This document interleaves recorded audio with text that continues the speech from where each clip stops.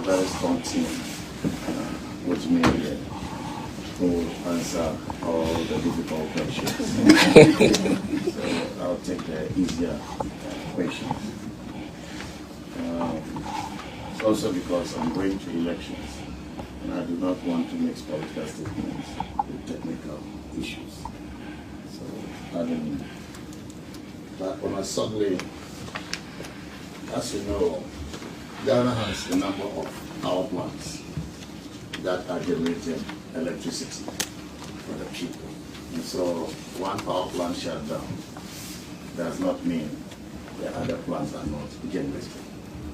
And this is why, in spite of the shutdown, we did not have shortfall. We continue to have surplus generation capacity. And so if one plant shuts down and the others continue to operate, it simply means that we have enough to supply to our people.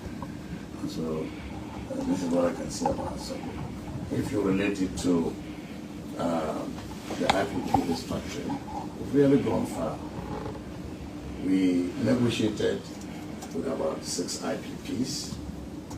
The first 4, Senate, AXA, and then Car Power and Assembly. 2 of them we have signed on.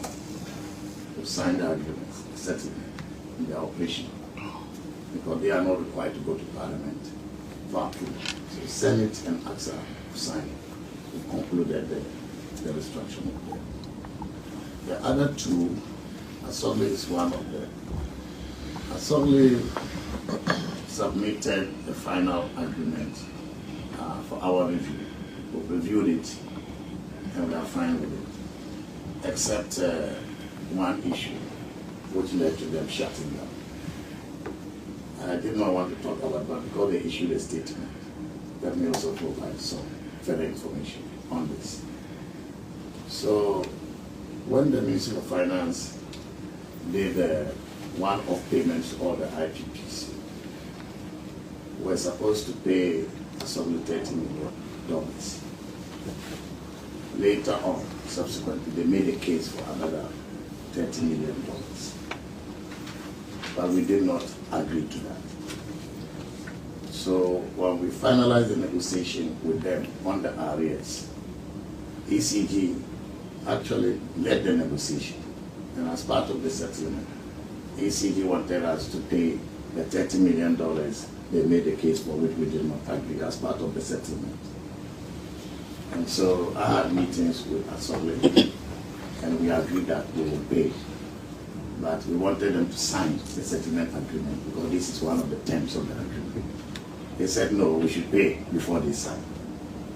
But if it is part of the settlement agreement, why should I implement an agreement that has not been signed? And so we communicated this to Assembly, only for Assembly to come and say, they no longer want 30 million, now they want 60 million.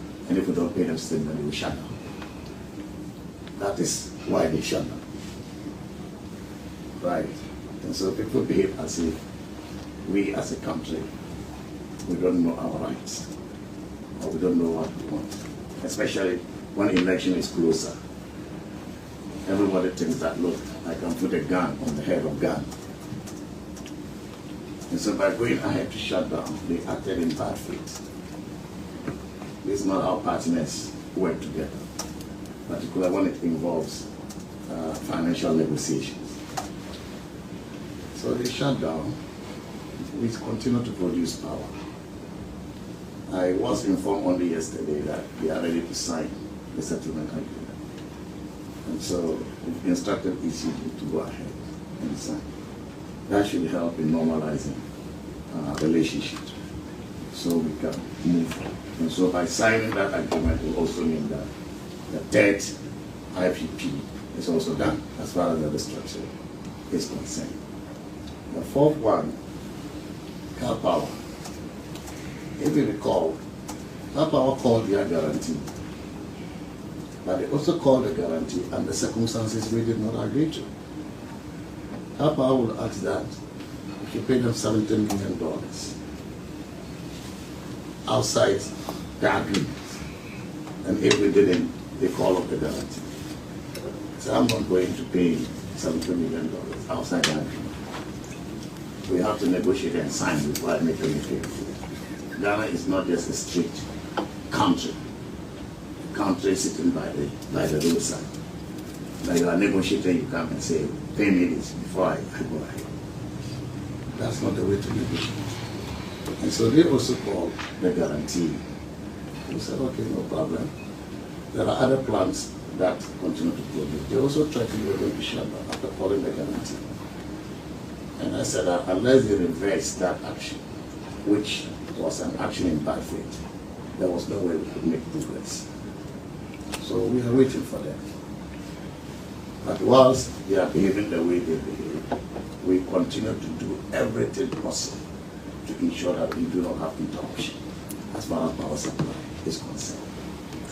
And so we are open to continue engagement with Car Power so that we can resolve our differences. The other two, the remaining two, Sen Power and Amandi, their agreements require parliamentary ratification. So finalized negotiations with them. We have submitted the renegotiated power purchase agreements to Parliament for consideration. We know that there are problems in Parliament. Somebody was asking me outside, how does the suspension indefinitely of Parliament affect the business of government?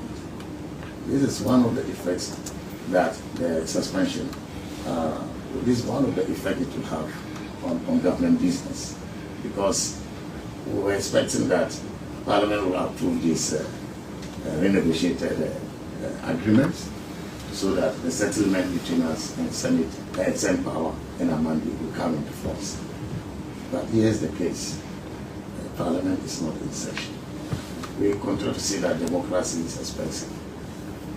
This is one of the costs of democracy, because we don't want to undermine parliamentary processes, but we also have conditions to meet in negotiations with your partners. So how do we strike the balance? This is why I want to support the call by the majority leader for Parliament to be recalled, so that we can continue to support the business of government in order for us to continue to meet our obligations and the agreements that we have signed with our partners and stakeholders. So that is full report on IPP debt restructuring. If you are not satisfied, I'm happy to provide further clarification, but I did not keep anything, giving all in the spirit of transparency. Thank you. The CD, I wanted Bank of Ghana to answer that, but they say I should answer.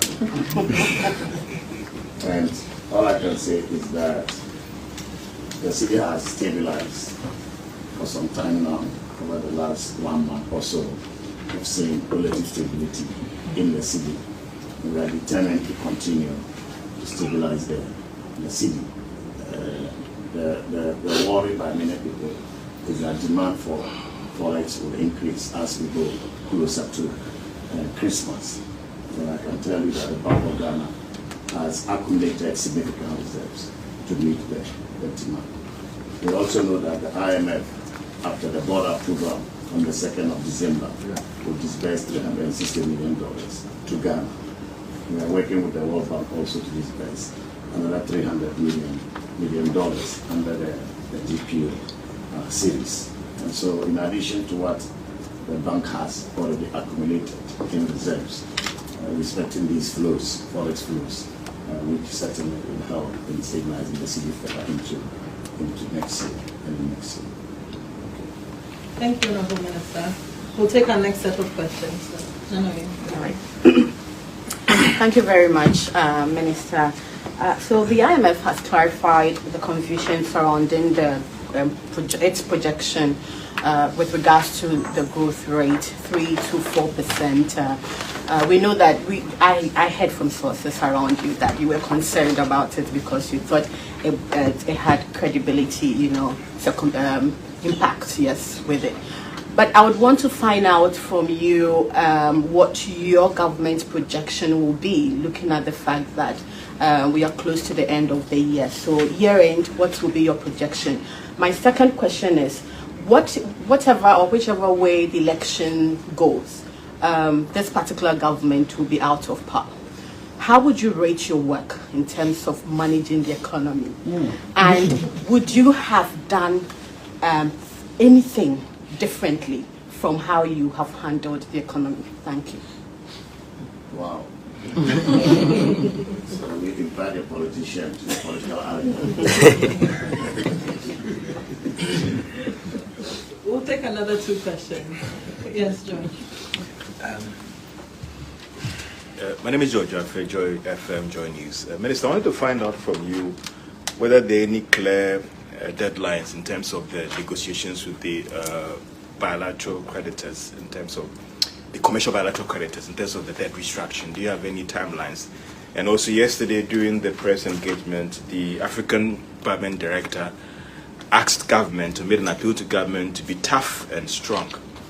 Does it make your work very difficult? Because if you are coming to negotiations with me and the position is that you should be tough and strong to get a good deal, has the IMF now put you in a very difficult position as you try to wrap up this engagement with the commercial bilateral creditors?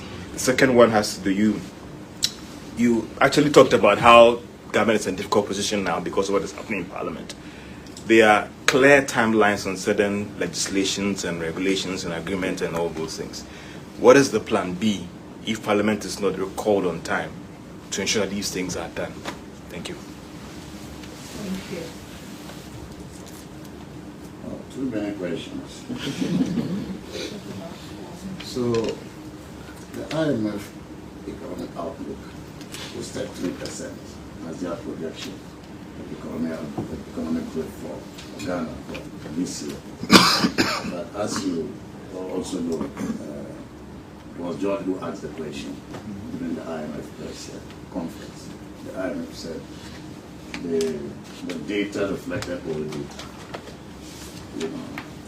because they have a cut-off date by which all the data they need to do their analysis for the outlook should have gotten to them.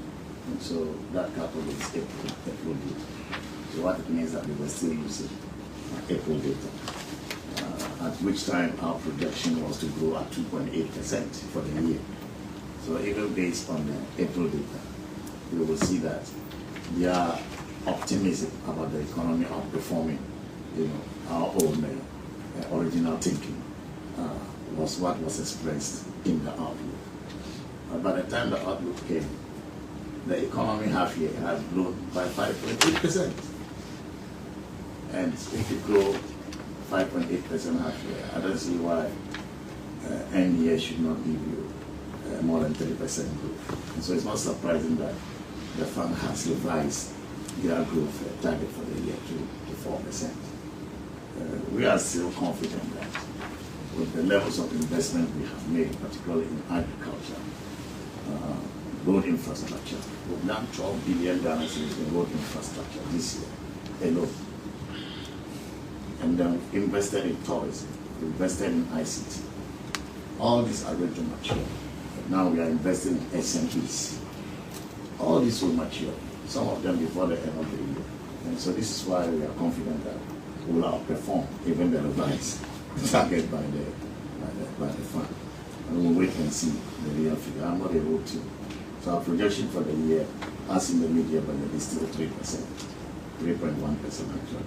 So let's see what happens by the end of the year.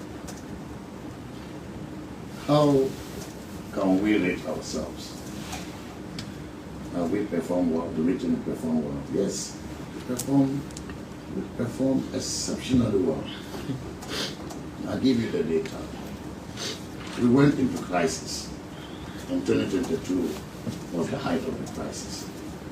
And don't forget that before COVID, we were growing at 7% average. Inflation was single-digit inflation.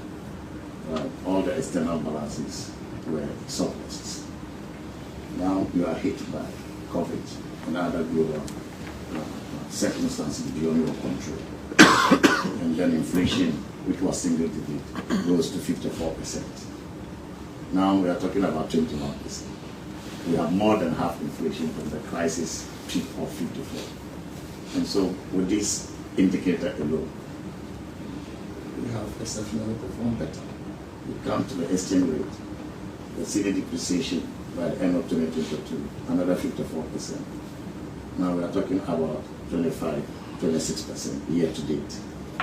We have performed well. Then when you come to growth, for example, growth had gone down to about 0.5% by the end of 2020. Growth which was around 7% average before COVID. Now half year, we've already done 5.8%. And this 5.8% is 0.4 percentage points higher than the half year growth of 2019. It tells you that we are restoring growth to the period before the pandemic. So on these indicators alone, I need not tell you how far we have come. Now you can also talk about our investment. We invested heavily, particularly in social intervention. Free senior high school program. To date, 5.7 million Ghanaians have gone through it. And this is with the challenges of COVID, with the challenges of the war in Ukraine. National health insurance. We are spending 6.5 billion Ghana cedis in national health insurance this year. 2016 by this time, we have spent about 1 billion Ghana cedis. So you can imagine the benefit that people have benefited through national health insurance. Capitation grant. By end of 2016, 5 cedis grant. Now it is 15. So on all accounts, we have performed pretty well.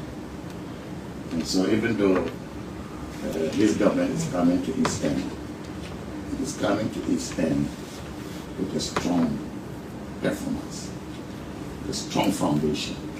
And the next government, hopefully, will build on this strong foundation that we have built. Timeline for concluding the commercial, I'm not able to give you timeline because we are still engaging with them. And the commercials are quite complex because you have the plurilaterals, for example, ATD on one group, and you have the Chinese creditors on another, and then you have about 40 small creditors also on one group. So it's very complex, and we are not able to reach consensus, putting all of them together. So our plan is to group them into trade so that we can facilitate the negotiation. So I'm unable to give you time, but we are determined to fast track this.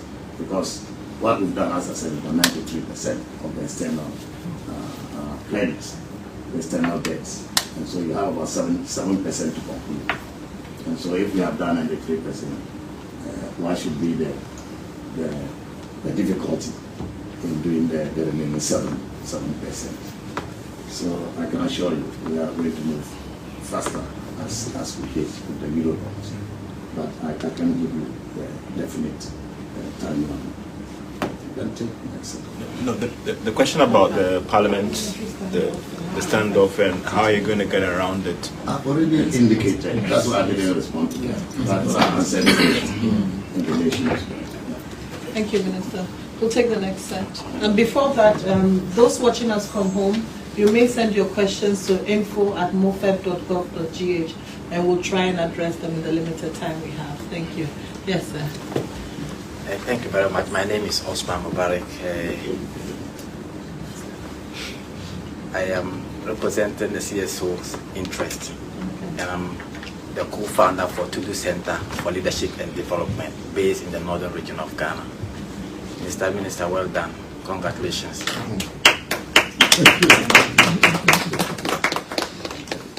So if you are given the opportunity to reform education, what will you do differently? I'm asking this question because the conversation around the 2024 World Bank Group meeting is around job creation and how young people from Africa are trained and how they are unable to meet the global market. So the issue is about, we need to think about reforming our education.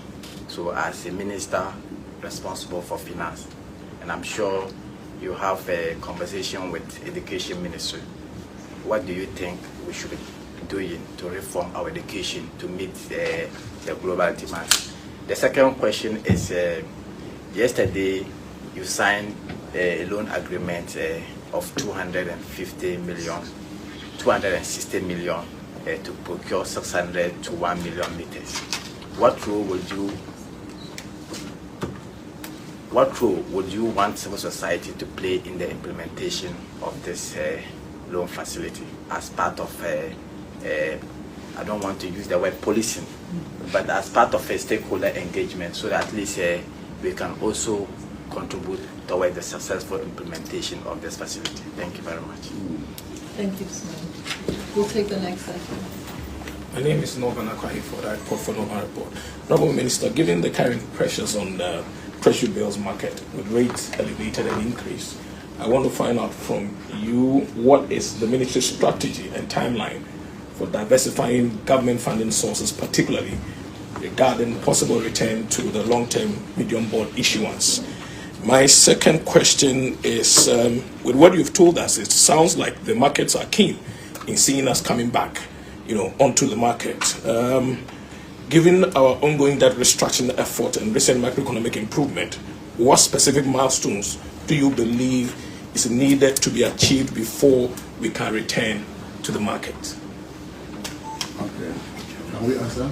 Yes, sir. So, Sam, you respond to me with the ones. I'm on the education. So, thank you very much, Honourable Minister. So, on the first question, you raised the concern about the elevated rates for the treasury bills. So, maybe let me step back a little bit and then answer the two together. Firstly, remember that the last time we issued a bond was somewhere around September 2022, well before 5th January, the launch of the DDEP. And we completed the entire DDEP in September 2023. Normally, when a restructuring occurs, returning to a market will take between 2 to 4 years. So when you look at the timing from that time to now, it's almost close to the 2-year window that you are looking at. And then secondly, when you take a look at the entire fiscal framework, you will realize that the restructuring took care of all domestic and external bonds. So what it meant for our financing was the treasury bills. And that has been factored in the entire budget deficit and the framework consistently. And that is consistent with the direction that we have for the 2-year period. So the elevated risk that you are referring to is just looking at the environment of inflation. Don't forget in 2022, that was around 54%, right? So if you're going to issue any bond then, if you're looking at real rates, the two have been somewhere close to 60%. But now that we've halved inflation and you're entering into the third year, that's 2025, you should be seeing a normalization that creates opportunity for the domestic bond market to be open. Then I think on your second question, you were making reference to the request to come in. Now that's on two fronts. No residents can come into our domestic market, but they're only restricted to bonds. So in as far as we have only the treasury bills, it means that they are not legally bound to enter into that market. So the force is coming from when are we going to be ready to open? And then I think next year will be a better way. The second angle of it is the Eurobond market. Now market access doesn't necessarily mean we're an issue. Being that you have the favorable conditions for you to have a market appetite, and that comes with sovereign credit ratings, upgrade to investment grade, etc. Yeah. Thank you. Thank you, Director. Honourable Akman. Minister, thank you very much for the opportunity. When it comes to education, we all know how far this government has invested.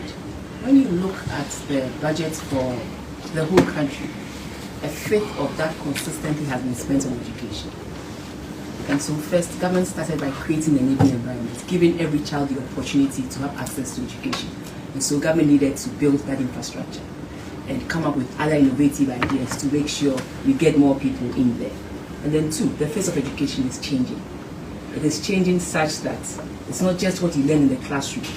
You need to also build your digital skills. You need to build other skills that can make you ready for the job market. And that is why, after creating that enabling environment, government is hitting hard on TVET and STEM. When you look around consistently, now in 10 regions, we have state-of-the-art TVET schools that are not just training people, but also giving them that skills to enable them, link them to the job markets. Also, in terms of, aside the TVET, government is also focusing on STEM. And how is government doing this? Government has begun by giving every child in the primary school, in the secondary school, a laptop to make sure they benefit from the digitalization that is going on around the world. Because it is a new norm, and if you don't educate your population to also have that skill, it will be difficult for them to get onto the job market and do so. Consistently, we have created an enabling environment on our side that we have given them the necessary tools, the necessary skills, and we hope to build on that. Hopefully, if this government should continue, as in the MPP should continue, we'll build on that and make it even better and make our students ready for the job markets. Thank you very much, Honorable. Let me give you some theory on education. So, a classical theorist on education used to think that the thanks to education was U-shaped. Okay. First, because at the basic level, the belief was to broaden the base. So, bring out so many people as possible. And just by the size of the people who have access to basic education, that could facilitate growth and bring returns. The other high level of the U is tertiary education. Because of the exposure there, because of the level of knowledge and expertise, even if they are fewer, we can also facilitate growth. And the middle, in the U-shape, the middle, was people who left basic education. They didn't know where to go. So their contribution was less. Contemporary theorists now believe that the thanks to education can be a straight horizontal one. All levels can contribute to growth. And you know the missing link which they have now found, STEM education, digitalization. And so this government, the NPP government, has addressed that, and we continue to address that, to ensure that not only are we broadening the base, and also ensuring that tertiary education becomes more accessible, but we have introduced STEM education, digital education, so that the people in the middle can equally accelerate growth. That's the difference. Many people haven't come to terms with that. And I was listening to somebody yesterday from Ghana saying that, you know, that was Kwame Gentua, saying that this government has done so well when it comes to education because of our renewed focus on STEM and digitalization. Just that we haven't communicated that broadly to Ghanaians. And so I'm using this platform to add to the communication that never should we allow this development to slip back. Let's sustain it. Let's continue to invest in STEM and digitalization, because it's one of the surest ways to accelerating the impact of education on our development. Thank you, Minister. We have one question online from Mawuli Aholomega, Ghana Web, and he is asking, how can Ghana continue to demonstrate to external creditors the government's seriousness in addressing fiscal challenges? And I think you also had a question. Please go ahead. Okay, my name is Sana Abdurrahman. I will give you a question. Minister, I want to know if you look at all on the domestic front, the coupon payments that we have made. I've observed that in the build-up to the payments, you realize that government is quite heavy on the money markets. And that creates the impression, at least from some of us, that we rely heavily to be able to even pay coupon payments. We haven't started with amortization yet. And that is leading to some fear, which I will want you to allay or explain. that when we resume or when we start amortization, with coupon payments we are heavy on that side of the market. When we get to amortization, how will government be able to generate enough? Looking at the fact that revenue is still not expanding as we anticipated and we want it to be. Okay. So 2 questions for my 2 great directors. I'll answer on the fiscal and then focus on the amortization.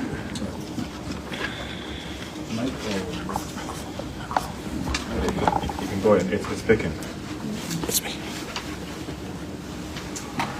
So I think I'll take the question on how we can entrench fiscal sustainability. So three main things we should do, and the government is already doing that, but we need to do more of that. The first one is to ensure that we optimize our revenue mobilization efforts. The second one is to ensure that we rationalize our expenditures. And the third one is to make sure that we put in place effective structural reforms to entrench budget credibility and transparency. So let me take each of them and break them down a bit. So with regards to revenue optimization of our revenue mobilization, you may well know that as part of the program to ensure that we are implementing our IMF supported post-COVID-19 program for economic growth, we developed a medium-term revenue strategy, where in the strategy we outlined both tax policy measures and tax administration measures to improve revenue collections over the medium term. Currently, our tax to GDP ratio is around 14%. We outlined measures which will take this effort from the current 14% to around 18 to 20%. And some of these measures borders on ensuring that we plug revenue leakages, we eliminate VAT exemptions, we deploy digitalization mechanisms to improve tax collections, we make tax filing very simple. We also clean up the tax register, and then we also introduce some tax policy measures to improve revenues. On the expenditure rationalization side, the whole idea is to make sure that we rationalize our expenditures to register either negligible deficits or even register surpluses in terms of the budget balances. And here we are doing that first and foremost by ensuring that we place almost all the MDAs onto the governance platform, which is the electronic platform the government is using for its transactions. Because once we place all these institutions onto the platform, then the probability of overcommitting is reduced, the probability of generating arrears is reduced. So that we are doing. For last year, we migrated about 265 IGF reliant institutions onto the GFMS platform. So they are currently using GFMS. And 4 of the earmark funds, the big earmark funds we have in Ghana, DACF, the Debt Fund, the Road Fund, they've all been migrated onto the GFMS platform and we are using GFMS.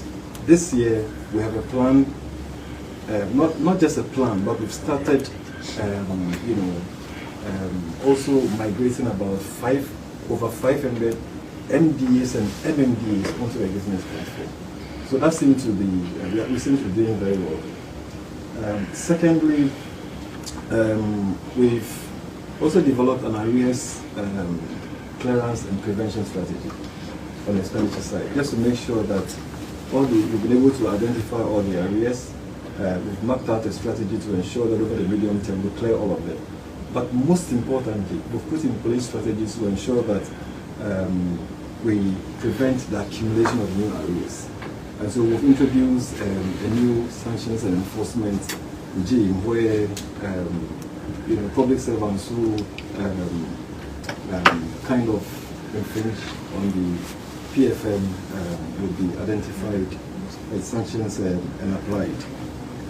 I must also say that one of the structural reforms we are embarking on to entrench fiscal sustainability is an amendment to the Fiscal Responsibility Act. This is one of the key things government is doing.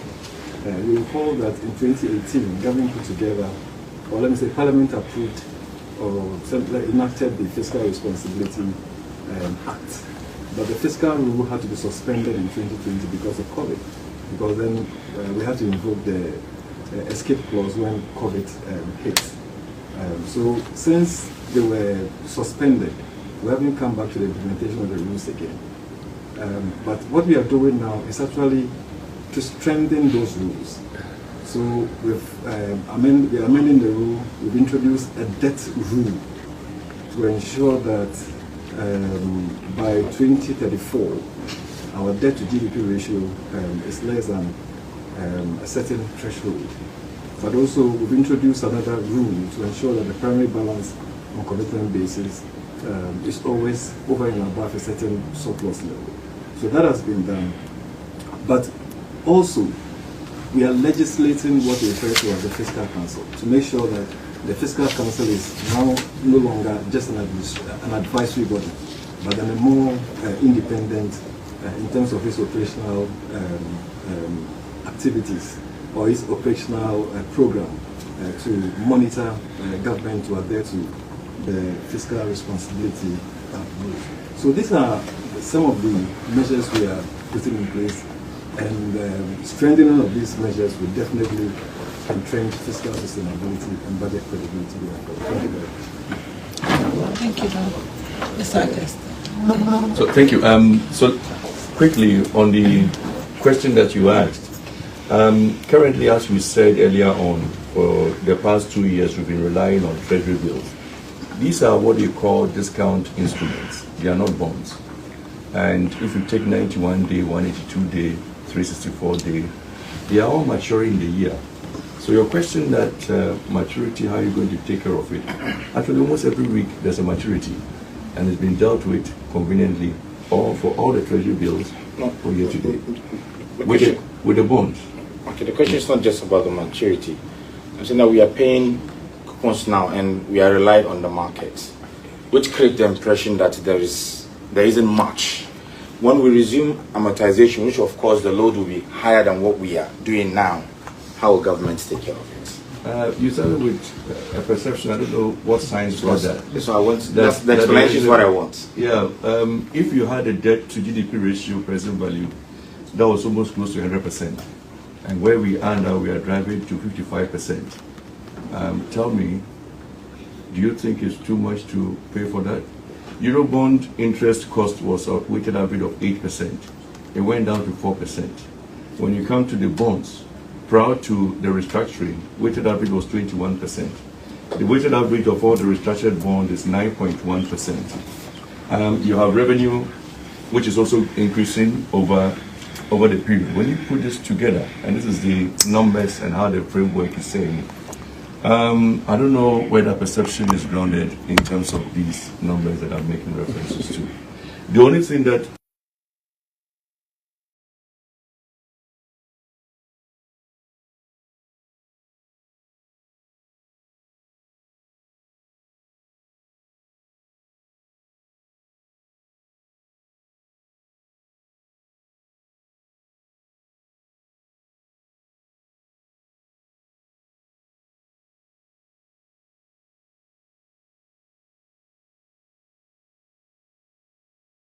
also fragment the bonds, and there's a good reason for that. When they are big size bonds, there is always price discovery because there's a lot of trade in it, and it helps. So having a defragmented market is not an option that is actually optimal for our situation. So we are still in the transitional period. So we should distinguish between that and really the science that draws up the conclusion that you were saying. But I've given you the option. If you thought it was easy at the time of 100%, then how difficult will it be if it is half of that in terms of stock and also in terms of the weighted average interest? I'll draw your attention to the debt strategy. Read it. There's a table there that has cost and risk. You'll see some of the portfolio numbers appearing in the direction that you're saying. And in fact, even finally, I'm sure maybe the Honourable Minister may have drawn your attention to that. In the two investor calls that was done here, there's virtually a heavy demand for non-residents to come into the market. We've not opened that up yet. So there's a huge potential of resources from non-residents, not people from residents, to be able to come into Ghana. Thank you. When I said investor confidence in Ghana is very high, I didn't unpack it. So that is one of the reasons why I said that. Apart from the fact that they are knocking, to tap into our domestic papers, you also will know that our new bonds, the new Euro bonds that are trading on the market, are trading in a range that is very good. We hope we can improve as they become more tradable. Yes, thank you. But we are already competing with our peers. We talk of Angola, with other governments. Senegal, even though they are new, they are not up to 1 month since we exchanged the bonds. They are trading in the same range as those peer countries. And so that's a demonstration of the confidence of the investor community in Ghana, in Ghana's economy. Yes. Thank you, Minister. Yes, indeed. There was a question from the CSOs about what role the CSO community can play with regards to the 250 million P4R facility. Energy Ministry is implementing this program, and so Parliament approved it. Before Parliament approved a facility, it must go to the committee, and you must demonstrate to the committee that you have held consultations with stakeholders, civil society organizations. And so as I speak to you, civil society organizations that were consulted have information on the full content of this facility. And I come from civil society fraternity. I used not to wait to be invited. Once it is a public document, I'll go and get it, do my own analysis, and ask the right questions, issue press statements, and demanding accountability. And we have some of the NGOs in Ghana who are very active on the energy space. Instead of Energy Security, Africa Center for Energy Policy, Imani, and of course, your organization. I don't know the name of your organization, Right. but I believe you'll be interested in accessing these public documents and then continue to monitor and asking all the relevant questions to demand accountability. So this is what I can say. Thank you, Minister. Unfortunately, we've come to the end of the press briefing. Ladies and gentlemen, for the media, thank you for... Even your good friend, you won't give him the last chance. Well, if you say so, Minister. Yeah, please. Francis, the Minister has given you the floor. My name is Francis Into. I work with one more meat. We'll spoil the food. So, just on the contract that was signed, the agreement that was signed yesterday, Minister, you raised concern about the shortfall in the energy sector, which is making the government commit about $1.2 billion this year alone to that shortfall. I believe the government continually pushing that fund to ECG is making it relax and not being proactive. So I want to know when the government cease providing these funds to ECG to make it more proactive. Wow. Thank you, Francis. Oh. When I say one more meat won't spoil the food, it appears I was wrong. Yes. Should we put the meat back in the fridge? Yes, so when we talk of shortfalls, so you see, we are running a budget, right? And ECG is supposed to collect money to pay for energy provided by IPPs, to pay Gridco for transmitting the power, VRA also a generator, just like the IPPs. BRI is also a generator. And so all their costs are embedded in the end user tariff, which is paid by the customer. And so the one who does the collection is not collecting it for itself alone, but it's also collecting for those in the value chain, right? So when they collect, and they don't collect enough, people consume, they don't pay bills. There are people who are consuming, they are not even able to identify them. Those are what we call collection losses. As a result of that, they are not able to collect the full complement of the bills they should collect. And so they have difficulty in paying everybody on cost recovery basis, from the collections they make. So that gap, somebody has to fill it, right? And who is to fill it? They are state agencies. So the finance ministry agreed that we will budget for the shortfall. But if they were to be efficient and collecting more, if those who steal power were to be paying for the power, right, then they will be able to collect more to pay all those in the value chain what is due them. And then the finance ministry will not have to come in to fill a gap. Even if we have to fill a gap, it will be a little gap compared to what we currently do. And then that budget can be repurposed to critical areas of education, health, road infrastructure, etc., etc. And so this is a matter we can no longer leave for the energy sector players. And this is why finance ministry has shown interest, in the negotiating measures that we need to implement. And so we are working closely with the Ministry of Energy to ensure that these measures are implemented in order for EC to collect more, to pay everybody, and then the burden on the budget of having to pay for the shortfall is minimized or eliminated eventually, right? And so the agreement we signed yesterday was part of those measures to provide money for ECG to buy more meters, smart meters, so that we can reduce the collection losses. And so more revenue collected, then I don't have to, at the Ministry of Energy, find money to pay the shortfall. So this is one of the measures. But there are other measures like the cash waterfall mechanism I talked about, which needs to work.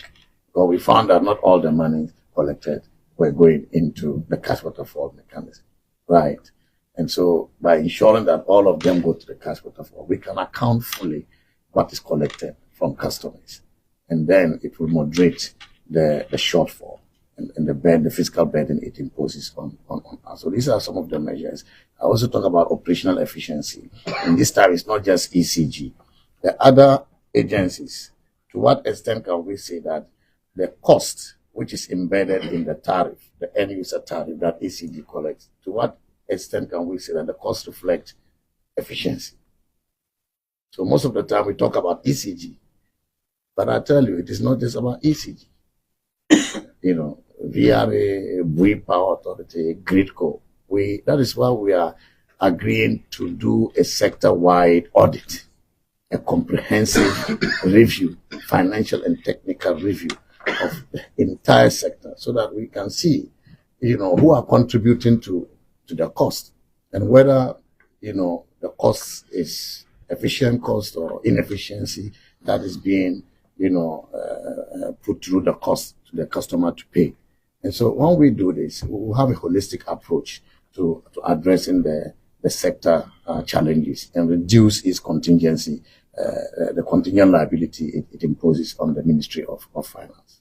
So let me thank you all, our media friends, for participating actively in this press conference, and also to the staff of the Ministry of Finance, Minister of State, Chief Director, directors, our friends from the Bank of Ghana. I want to thank you most sincerely for your contributions to these press conferences and generally for the annual meetings that we have successfully come through. So God bless you all, and God bless our homeland, Ghana. Thank you. Thank you, Minister. Thank you, ladies and gentlemen. Thank you very much.